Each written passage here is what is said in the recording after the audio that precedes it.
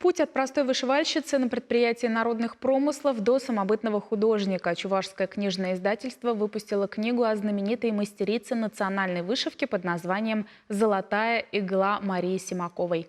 Наша съемочная группа побывала на ее презентации. Возрождение и сохранение традиций чувашской вышивки. Вот к чему стремилась мастерица Мария Симакова. Так выражать любовь к родной земле через свое творчество умела только она. Единственный народный мастер чувашской вышивки, удостоенный звания заслуженного художника Российской Федерации, создала целую сокровищницу произведений орнаментального искусства. Она пришла на фабрику в 1965 году простой вышивальщицей.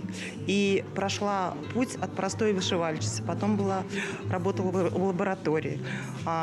Ей очень в жизни повезло, что на фабрике ее учителем стала Ефремова Екатерина Иосифовна.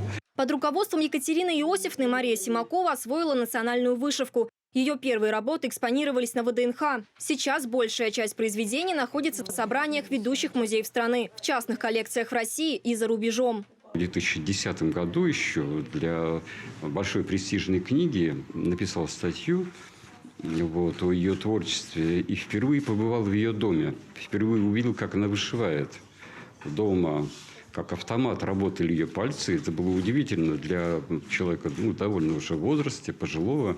Полувековой опыт работы с иглой и ниткой Мария Симакова мечтала отразить в книге-альбоме. В 2019 году Чувашское книжное издательство приступило к сбору материала. В основу будущей книги легли беседы автора с Марией Васильевной и фотографии ее работ. «Золотая игла» Марии Симакова увидела свет в этом году ко Дню Республики, но, к сожалению, сама мастерица до этого времени не дожила. Издание оценила семья художницы. Конечно, очень отрадно видеть фотографии своих близких в такой значимой книге, которая не только для семьи, допустим, для нас, а для всех. И это очень хорошо. На презентацию в недавно открытом Яужском сельском клубе гости и близкие Марии Васильевны смогли не только ознакомиться с книгой, но и увидеть уникальные изделия из личного архива мастерицы.